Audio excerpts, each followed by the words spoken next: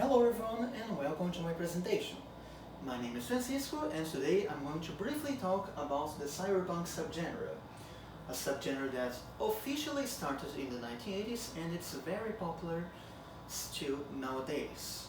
I say that it officially started in the 1980s, but there's this little book right here that we're going to get into in just a little while.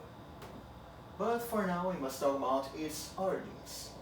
And it all started in the Cold War, where new technologies were suddenly brought to the public eye. Suddenly the streets were populated with new machines, the work had new machines, new technologies all around at a very fast pace that happened, which was a cultural shock to society. We must also talk about society's mistrust of authority during this period, especially with the Vietnam War. That many people didn't approve the war and made protests against the government. Something that also relates to the punk culture, which is this sentiment of rebellion, opposing the state, which is something that has a very close relationship to the cyberpunk culture, as we're going to see. And last but certainly not least, the rapid development of Asian cities, especially Tokyo and Hong Kong. Those cities didn't have much going on a few years back, and suddenly the streets were crowded with people, cars everywhere, suddenly tons of skyscrapers being built, tons of new products being sold in the streets, new technologies, all at a very fast and quite unexpected pace, which some people took notice of that.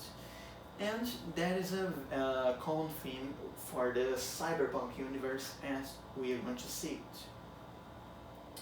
But now we must talk about the official beginnings of this genre. That the first appearance of the word cyberpunk appeared with Bruce Bethke with his short story that had the same name. And after that, some authors saw this word and the genre became official. And the first one to release a title with this genre in mind was William Gibson with his book Neuromancer. And William Gibson is officially considered the father of the cyberpunk genre, at least officially, as we're going to see it. And also in the 1980s, Ridley Scott released the movie Blade Runner, which is an adaptation of a book that we are going to see very soon, that has a relationship with all that official stuff that I said about Neuromancer and William Gibson. I'm going to explain that very soon. So about the definition and the themes of the cyberpunk genre. At first we need to see the definition of the word cyberpunk, which is of course two words together, cyber and punk. Cyber relates to the technology in general, but also the world around it, the environment that everything takes place. And in the case of Neuromancer, the William Gibson's book, about the cyberspace, which is a concept that he has in the book. And the punk aspect relates to the attitude inspired by those real-life movements that I talked about a little earlier. The rebellion against the state, corrupt government, big corporation that has a big role in the universe. And the cyberpunk protagonists are often criminals, rebels, outsiders. You get the picture. Basically, enemies of the state who will fight against it. And like I said, big corporations pretty much rule the world. They are very big in the cyberpunk universe. sometimes even being bigger than the government and other entities like that. And we also have this dichotomy of the high-tech, low-life.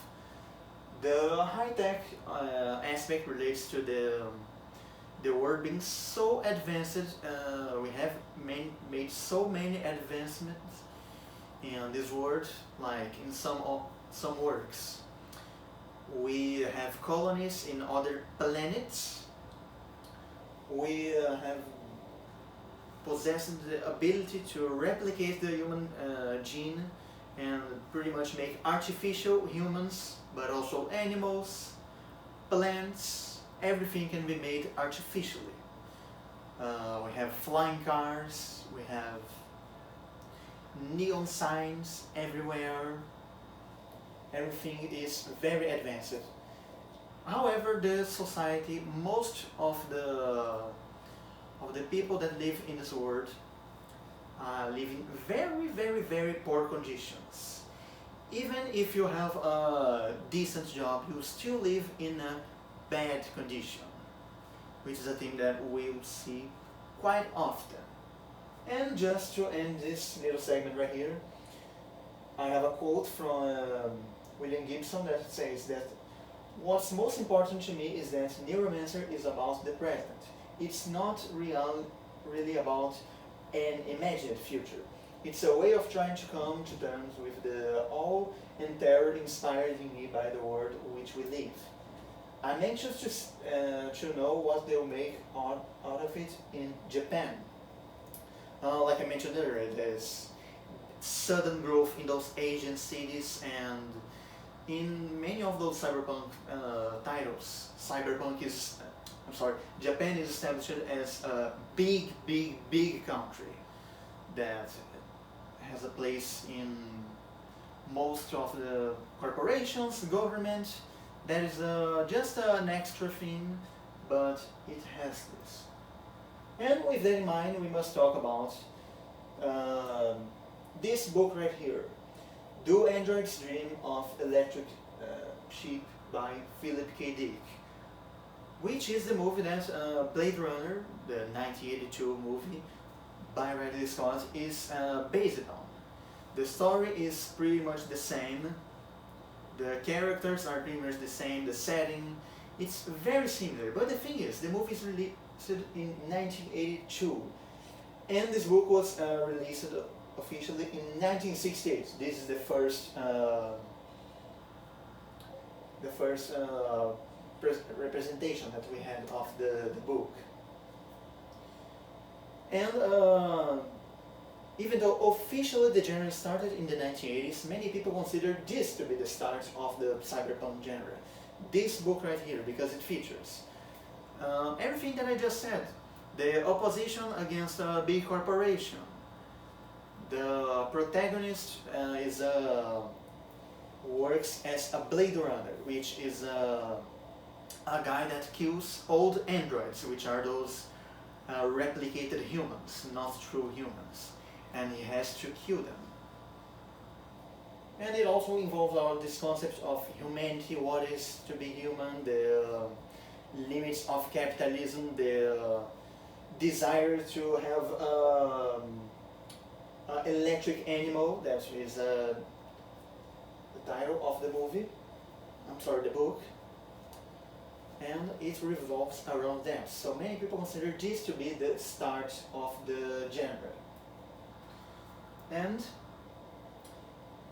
now we must talk about some other titles, like the movie, just mentioning again, the Blade Runner movie. Like I said, it's very, very, very similar to the book in terms of characters, setting, but this is pretty much the most influential one, because the aesthetic, the music, the visual choices, they all relate to this movie right here, as we are going to see. And this next work, Cowboy Bebop, is an animation released in 1995 by Shinichiro Watanabe. And he said that Blade Runner was his main inspiration for the static, the themes, the ambient, most of the stuff takes back to this movie right here. The literary influence is attributed to this book and Neuromancer, but aesthetic-wise and visually, this is the one. And I have other examples like Cowboy Bebop, like I just said, Akira, the manga released in 1982, and later there was an anime that became really famous. And the last work that I'm going to mention is Blade Runner 2049, which is a direct sequel to the original Blade Runner, and it expands the themes of the book, the first movie and book, and also talks about stuff like global warming, the effects of the capitalism on this disturbed world, and something interesting, the protagonist, played by Ryan Gosling, K is his name, Officer K, is not actually a human. It explores a different side of the cyberpunk world, because he is a replicant, a genetic made human.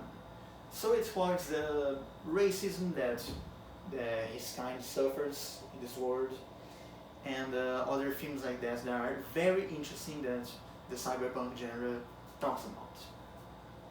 And even recently we had this game called Cyberpunk 2077, which is very relevant nowadays too. And that's the presentation. Thank you for watching, and here are all my sources for everything that I presented here. And that's it. Thank you.